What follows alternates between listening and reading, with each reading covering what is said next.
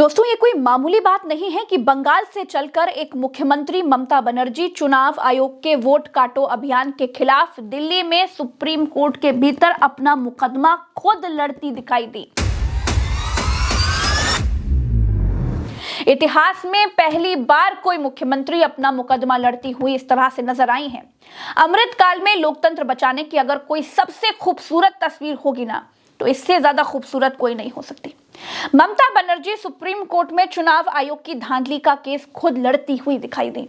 चुनाव आयोग पर आरोप है कि बंगाल में चुनाव आयोग वोटरों के नाम मृत बताकर काट रहा है। जैसे बन पड़ रहा है वैसे लाभ पहुंचाने के लिए भाजपा का कार्यकर्ता बनकर घूम रहा है। जिन 13 परिवारों के नाम चुनाव आयोग ने उनको मरा हुआ बताकर काट दिया था, उन परिवारों को साथ लेकर ममता बनर्जी सुप्रीम कोर्ट पहुंच गई। Respected Chief Justice Sir, Not that I am imposed. giving you the example. I can show you some photographs. If you allow me, only I want to submit, sir, I want to lay, because it is not my photograph. All the Bengali leading newspapers, it is reported. You'll be surprised to know the, sir, only sir, my submission, sir. Sir, their SIR process is only for deletion. Supreme court की bench के सामने ममता बनर्जी ने कहा, SIR नाम जोड़ने के लिए नहीं बल्कि हटाने के लिए है। ममता बनर्जी ने दावा किया कि ये एसआईआर चुनाव से पहले सिर्फ पश्चिम बंगाल को टारगेट करने के लिए ही चल रही है। उन्होंने कहा कि चुनाव आयोग आधार कार्ड को स्वीकार करने के सुप्रीम कोर्ट के निर्देश का पालन भी नहीं कर रहा है, जबकि दूसरे राज्यों में वो आधार कार्ड स्वीकार कर रहा है। चुनाव से ठीक पहले चुनाव आयोग सिर्फ बंगाल को टारगेट कर रहा है।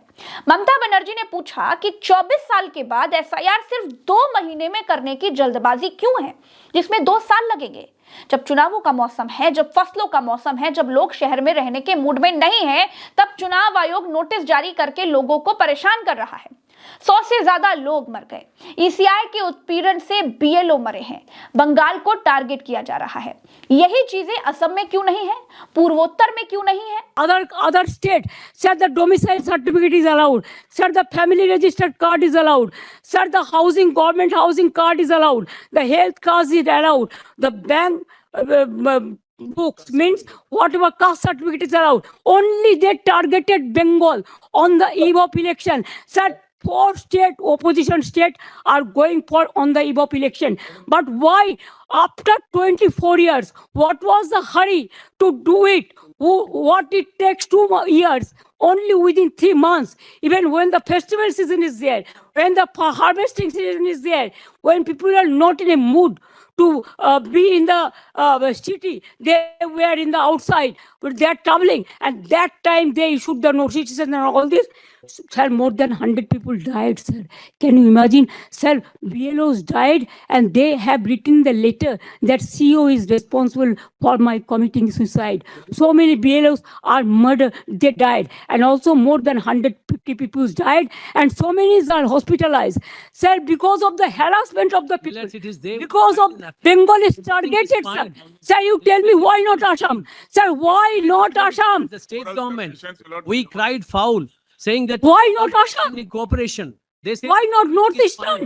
सुप्रीम कोर्ट में ममता बनर्जी ने कहा कि नाम काटने के लिए बीजेपी से माइक्रो ऑब्जर्वर नियुक्त किए गए हैं।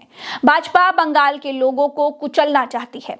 इस बीच ममता बनर्जी ने कहा कि चुनाव आयोग व्हाट्सएप पर निर्देश देता है। व्हाट्सएप पर निर्देश जारी करने के लिए ममता बनर्जी ने चुनाव आयोग को व्हाट्सएप कमीशन भी कह दिया। ममता बनर्जी सुप्रीम कोर्ट के भीतर बिल्कुल फुल फॉर्म में थी। चीफ जस्टिस सूर्यकांत की बेंच उनकी दलीलें बड़े ध्यान से सुन रही थी। उनकी बेंच में जस्टिस जॉय माल्या बागची और जस्टिस विपुल पंचोली भी थे। जिन महिलाओं ने शादी के बाद अपने पति का सरनेम लगा लिया है और वो अपने ससुराल शिफ्ट हो गई हैं, उनका नाम मिसमैच बताकर काट दिया गया। ममता बनर्जी ने सुप्रीम कोर्ट के सामने दावा किया कि न्याय में देरी हो रही है। उन्होंने ये भी कहा, समस्या ये है कि जब सब कुछ खत्म हो जाता है तब भी हमें न्याय नहीं मिलता है। मैंने मुख्य चुनाव आयुक्त को चिट्ठियां लिखी हैं। मैं बहुत ही मामूली महिला हूं। मैं अपनी पार्टी के लिए नहीं लड़ रही हूं, मैं समाज के लिए लड़ रही हूं। दोस्तों ये बहुत बड़ी बात ममता बनर्जी ने कही।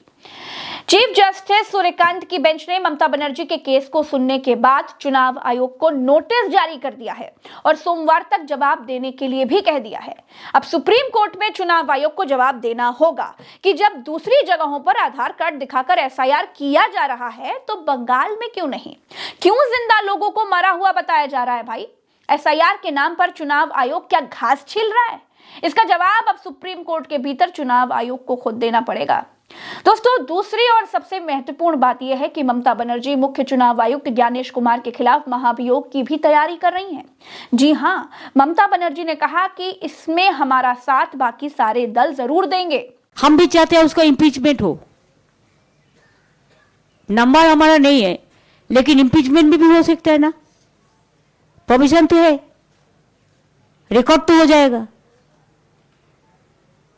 अगर ऐसा कुछ वो करते हैं तो हम भी हमारा पार्टी को एमपीज को कॉन्फिडेंस में लेके डिस्कस करके, हम लोग तो जब कोई पब्लिक इंटरेस्ट में होता है हम सब इकट्ठा होकर ही काम करते हैं, उसमें हमारा कोई एतराज नहीं है। दोस्तों, सुप्रीम कोर्ट के पूरे इतिहास में आज तक ऐसा नहीं हुआ जो आज हुआ है। अब सोचिए, एक महिला सदन में अपने लोगों के लिए लड़ती है, सड़क पर अपने लोगों के लिए लड़ती है और आज सुप्रीम कोर्ट तक पहुंच गई है। दोस्तों, ममता बनर्जी ने सुप्रीम कोर्ट में बहुत जोरदार दलीलें दी। ममता बनर्जी ने सुप्रीम कोर्ट में जो कहा उसे सुनकर लगा कि चुनाव आयोग भाजपा के नमक का कर्ज अदा करने वाले आयोग से ज्यादा अब कुछ नहीं रह गया है।